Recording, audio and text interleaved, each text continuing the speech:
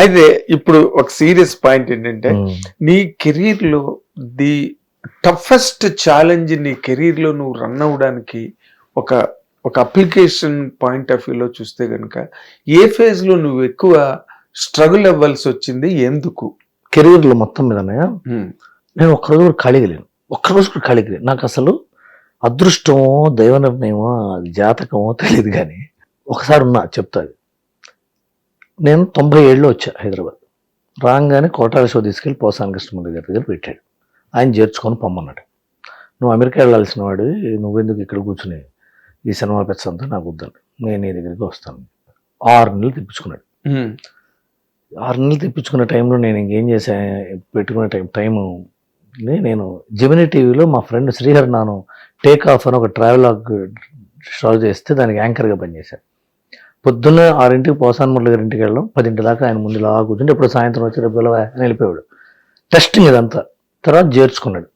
98లో చేరిన తర్వాత అక్కడి నుంచి ఇంకా 24 గంటలు. నీకు తెలుసుగా ఎలా ఉంటుంది అక్కడ.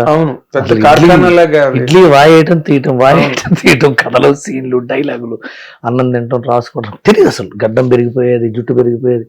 నేను పట్టించుకున్నాడు కాదు, ఆయన పట్టించుకున్నాడు కాదు. నేను చేరిన తర్వాత చాలా మంది మానేశారు వేరే సినిమాలు వచ్చి. నేను మాత్రం ఆయన దగ్గర ఉండిపోయాను 3-4 ఏళ్ళు. నాకు ఇష్టం కూడా, నాకు బాగా. ఇంకా ఆయనకి నేనే శిష్య అనేవాడు. చాలా వాళ్ళ లతక్క అనే వాళ్ళ ఇంట్లో నేను ఇంకా శివ వాళ్ళ నేను కూడా అక్క శివ మురళి గారి వైఫ్ని లతక్క అని పిలుస్తాడు. ఆవిడందరూ నేను అంట మొదలుపెట్టి ఇంకా అలా అయిపోయింది.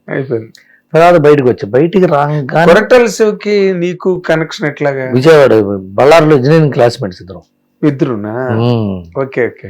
అప్పట్లో నేను పోసాన్ మురళి కొత్తగా రైటర్ వచ్చాడు, సూపరింటెండెంట్ మా మామ అన్నాడు, మా ఊరికే అన్నాడు. లేదు అప్పుడు పోలీస్ బ్రదర్స్, గాయము, రక్షణ 3 సినిమాలు వరుసగా కొట్టాడు. అవును, మోహన్ గాంధీ పోలీస్ బ్రదర్స్. గాయమేమో రామ్ గోపాల్ వర్మ, రక్షణ ఏమో ఉప్పులపట్నం. అది వెంకటక్కినేని గారు. ఆ సూపర్ సినిమాలు బాగా ఇష్టం నాకు ఆ సినిమాలు. అది ఆ తర్వాత నేను ఎప్పుడు ఫాలో అవుతుండేవాడు. అప్పుడు న్యూస్ పేపర్లో తలంబరాలు అనే సినిమా వచ్చింది, ఇలాంటి సినిమాలు. అప్పుడు చెప్పాడు మా ఫ్రెండ్. అలా అలవాటైంది. సో అలా వచ్చాము, అయింది. ఆ తర్వాత బయటికి రాగానే నాకు నాగేశ్వరరెడ్డి సినిమా ఒకటి, సాగర్ గారి సినిమా ఒకటి, అన్నపూర్ణ స్టూడియోస్లో సినిమా ఒకటి, 3 వచ్చినాయి రాగానే. బయటికి రాగానే అసలు ఒక 1 డే కూడా గ్యాప్ లేదు, ఒక 1 వీక్ గ్యాప్ అనుకుంటా, అంతే అయిపోయింది. ఆ సినిమాలు రాసుంటే పెళ్ళి అయింది. ఆ తర్వాత ఇంకా 24 గంటలు మళ్ళీ విజయశాంతి గారి సినిమాలు, సాయి కుమార్ సినిమాలు, ఆ తర్వాత కళ్యాణ్ రామ్ సినిమా ఒకటి, ఇంక వరుసగా ఇంకా జరుగుతున్నా డైరెక్టర్ అన్నాం.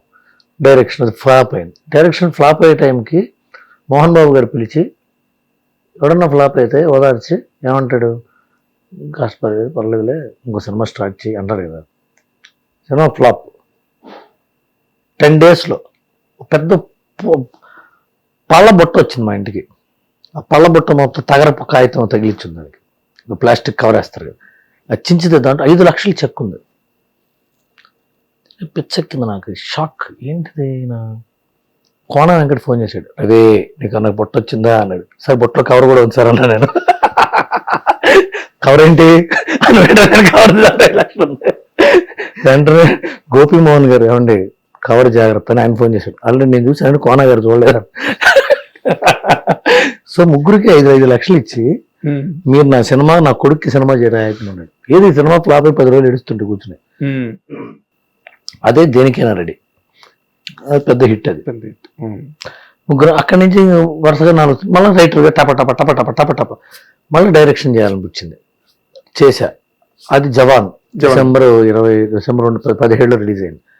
ఆ తర్వాత ఏం చేయాలో తెలియదు నాకు, నేను షాక్. అది కూడా it has also not played well అంటే చాలా మంచి సినిమా, మంచి సినిమా. క్రిటికల్లీ ఎక్లే పలకల సరస్వతి, లక్ష్మి పలకల సరస్వతి పలికింది, సరస్వతి పలికి లక్ష్మి పలకల. ఏం చేయాలరా భగవంతుడు అని కూర్చుంటే, అసలు చూడండి దిల్ రాజు గారు పిలిచి, ఆ థ్యాంక్ యూ స్క్రిప్ట్ ఉంది కదా రాయవా, పూర్తి చేయవా అన్నాడు. మీ అమ్మది ఉంది కదా అని చెప్పి ఓకే సార్ అన్న. డిసెంబర్లో రిలీజ్ అయింది సినిమా, డిసెంబర్ 1. డిసెంబర్ 23 మా ఇద్దరిని, నేను నా కళ్యాణ్ అన్న రైటర్ తెలిసి ఉంటుంది, తెలుసు, జగన్ దగ్గర ఉంటాడు, ఇద్దరం కలిసి కన్యాకుమారి వెళ్ళాం. ఇంకా అది మొదలైంది. ఇంకా ఆ తర్వాత మళ్ళీ రైటర్ చేస్తున్నట్టు వీడియో అని మళ్ళీ పిలిచారు. మళ్ళా బేరం వచ్చాయి. ఆ 23 రోజులు నేను నిరుద్యోగంగా ఉంది. కానీ ఆ 23 రోజులు పడిపోయినా నాకు, వణికిపోయాను, భయం చేసింది. సినిమా ఫ్లాప్ నాకు తెలుసు, ఆల్రెడీ 4 రోజుల ముందే తెలుసు ఫ్లాప్ అని సినిమా. ఎలా, ఎందుకు నాకు తెలుసు అన్న. ఇప్పుడు వాట్ ఈస్ ది రీజన్ అని అడుగుతున్నా. విష్ఫుల్ థింకింగ్, ఇంటలెక్చువల్ గెస్ అని 2 ఉంటాయి. ఒకటి మనం చేసింది అందరూ బాగుందంటారులే అనే wishful thinking, more positive. Intellectual guess ఏంటి, మనం చేసిన పని అయిపోయింది, మనం బయటకు వచ్చేసి వేరే వాడు చేసిన దానిలో చూస్తే తెలిసిపోతుంది దాని వ్యవహారం ఏంటో. సినిమా 80% చాలా బాగుంటుంది, చాలా టెన్షన్గా ఉంటుంది సినిమా. అక్కడ ల్యాండింగ్, సస్పెన్స్ సినిమాలు ఎప్పుడు తెలుస్తుంది వీడు, అది చాలా మంచి ఫార్ములా. ఈజీగా ఓపెన్ అంటే హీరోకి తెలియదు, అందరికీ తెలుసు, హీరోకి ఎప్పుడు తెలుస్తుంది అనేది ఎప్పుడు సక్సెస్ ఫార్ములా. అదే చేసాం. ప్రళయకుండపురం ఏంటి, హీరోకి తెలియదు, ఊరందరికీ తెలిసాడు మారిపోయాడు. ఆడికి ఎప్పుడు తెలుస్తున్నది కదా, వాడికి ఎప్పుడు తెలుస్తుంది అనేది మేము సరిగ్గా ఓపెన్ చేయలేను.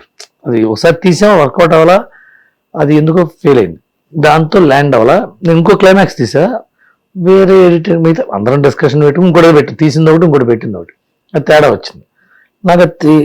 అప్పుడు నాకు ఓపిక అయిపోయింది, పోరాడే ఓపిక అయింది, చెప్పేది నాకు కన్విన్స్ చేసే ఓపిక ఉండాలి. అది ఓర్పు, ఒడుపు, నేర్పు, సహనం, అవన్నీ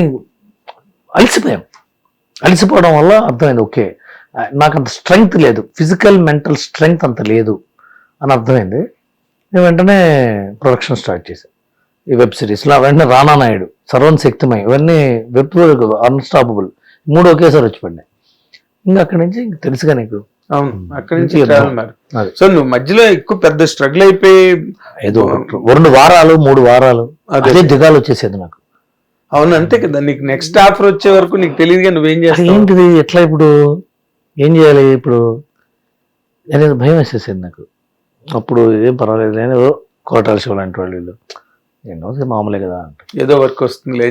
నాకు అది ఎప్పుడు చాలా మందికి వర్క్ లేని సందర్భాలు ఉంటాయి. వర్క్ వస్తే మాత్రం 2-3 ఏళ్ళు పెద్ద ప్రాజెక్ట్ చేసి 2 కోట్లు 3 కోట్లు తీసుకుని మళ్ళా 2 ఏళ్ళు ఖాళీగా ఉండి అట్లా నాకు లేదు. ఎప్పుడు నిరంతరం వర్క్ కంటిన్యూ అంటూనే. తర్వాత అంటే నేను సాధించగా నా కెపాసిటీ, నా పొటెన్షియల్ ఇది, దానికి ఇన్ పార్ విత్ నేను సాధించలేకపోయాను అని ఎప్పుడైనా నీలోనే అలాంటి ఫీలింగ్ ఉండడం పాజిటివ్, లేకపోతే అది పెద్ద విషయం కాదు. కానీ నేను డైరెక్టర్ సక్సెస్ అయితే బాగుండేది ఒకటి 2 సార్లు అనిపించింది. ఎప్పుడంటే రైటర్గా నేను 2-3 సార్లు మోసపోయాను. ఇలా నేను ఒక కథ రాసి ప్రొడక్షన్ హౌస్కి చెప్పి, హీరోకి చెప్పి, డైరెక్టర్ ఎవరు అంటే నేను చేయదలుచుకోలేదు సార్, వేరే ఒక డైరెక్టర్ని తీసుకొద్దాం చెప్తే ఆ డైరెక్టర్ని తీసుకొస్తే ఆ డైరెక్టరు ఐదర్ ఈ కథ బాగాలేదండి నేను ఇంకోటి చెప్తా అన్నవాళ్ళు ఉన్నారు. అప్పుడు ఏమవుతుంది, నన్ను పక్కన పడేస్తారు. ఆ కథ నచ్చకపోతే వాడినే పక్కన పడేస్తారు, టోటల్ ప్రాజెక్ట్ పడిపోతుంది. అలా ఒకసారి జరిగింది. ఇంకోసారి ఏంటి, సార్ కథ బాగుంది సార్, నా పాయింట్ ఆఫ్ వ్యూలో రాస్తా అని ఇంకోటి వచ్చి మొత్తం కథ పెంట చేసి హీరోకి ఇదే ఆ కథ మనం ఏదో అనుకున్నామే, ఈ డైరెక్టర్ పనికిరాడు, ఈ కథ పక్కన పెట్టేస్తుంది. 2-3 సార్లు జరిగాం. ఒకటే 6 నెలల వ్యవధిలో 3 సార్లు జరిగింది అట్లా. దాంతో నేను ఖిన్నుని అయిపోయాను, షాక్ అయిపోయాను. అదే నేనే డైరెక్టర్ అయి ఉంటే, నా సినిమా సక్సెస్ అయి ఉంటే, నేను ఇది ఆ సక్సెస్ పెట్టుబడితో ఈ పెద్ద సినిమా చేసేవాడిని కదా. బాగా 1-2 సార్లు ఫీల్ అయ్యాను. చాలా అంటే నాకు కన్నీళ్ళు రావు, కానీ అంటే కన్నీళ్ళు ఆ విషయం నాకు, నా కుటుంబము, నాకు తెలిసిన వాళ్ళ శారీరక బాధలు తప్ప కెరీర్గా ఇప్పటిదాకా నేను కన్నీళ్ళు పెట్టుకోవాలి. సరే okay, it's all right brother అని రామారావు గారు అంటారని మోహన్ బాబు గారు ఎప్పుడు అంటుంటారు. అది నాకు బాగా అలవాటు. అది కేవీ రెడ్డి గారి మాట, అది రామారావు గారికి అక్కడి నుంచి వచ్చింది. అది ఇట్స్ ఆల్ రైట్ బ్రదర్ అన్నది. సరే ఓకే నెక్స్ట్ అంటుంటాను, నాకు అది అలవాటు. ఓకే నెక్స్ట్ నువ్వు అనేది ఏముంది, ఎవరో ఒకరు వచ్చి నిన్నే ముందుకు తోసేస్తూ వచ్చావు ఎక్కడి వరకు. సో సరే 1-2 సార్లు బాధపడ్డాను. బట్ ఛాలెంజ్ లేకపోవడం కూడా ఒక అవును డెఫిషియన్సీగా, అంటే బాధపడే సందర్భాలు చెప్పారు. అండ్ ఓకే డైరెక్టర్ ఏమంటే ఇది ఉండేది కాదు కదా అనిపించింది. బట్ సరే ఏంటంటే నాకు ఇప్పటిదాకా అన్నీ మంచిగానే జరుగుతూ వచ్చినాయి కదా. నేను నేను ఎప్పుడు బాధల్లో నువ్వు చూడలేదు, ఎప్పుడు చూడలేదు. అది ఎప్పుడు బాగానే ఉంటుంది కదండి, ఇంతకంటే ఏముంటుంది లైఫ్. ఎప్పుడు ఇంకోళ్ళ గురించి కావాలంటే కొట్లాటకి దిగేవేమో ఒకసారి 2-3 సార్లు ఏదో ఇంకోటి తరఫున కత్తి పట్టుకెళ్ళాను తప్ప నీ గురించి నువ్వేమీ ఎక్కడ పోరాడింది లేదు. అసలు ఎందుకు అయిపోతుంది. హిట్ టీవీ యాప్ ఇందులో short news, live news, entertainment shows, movies, digital magazines తో పాటు మీ జిల్లా వార్తలను కూడా ఫ్రీగా చూడొచ్చు. ఇంకెందుకు ఆలస్యం, వెంటనే హిట్ టీవీ యాప్ ని డౌన్లోడ్ చేసుకుని ఫ్రీగా ఎంటర్టైన్మెంట్ పొందండి. Hit TV app. Hit TV app. Please download hit TV app. Hit TV app ని ఫ్రీగా డౌన్లోడ్ చేసుకుని ఎంజాయ్ చేయండి. మీకు నచ్చిన ఎంటర్టైన్మెంట్ కోసం హిట్ టీవీ యాప్ ని ఫ్రీగా డౌన్లోడ్ చేసుకుని ఎంజాయ్ చేయండి. హిట్ టీవీ యాప్ ని డౌన్లోడ్ చేసుకుని ఆస్వాదించండి, ఆశీర్వదించండి. ఇంతమంది సెలబ్రిటీలు హిట్ టీవీ యాప్ ని డౌన్లోడ్ చేసుకోండి అని చెప్తున్నారంటే ఎంత మంచి యాప్ ఆలోచించండి. అమెరికా అమెరికా అమెరికా అమెరికాలో చదవాలనుకునే వాళ్ళకి విశ్వసనీయమైన పేరు మన శౌర్య కన్సల్టెన్సీ. UK లో 1 year masters. UK లో 1 year masters. 2 years work permit up to 5 years visa. Contact Shaurya Consultancy. Contact 89851 89851.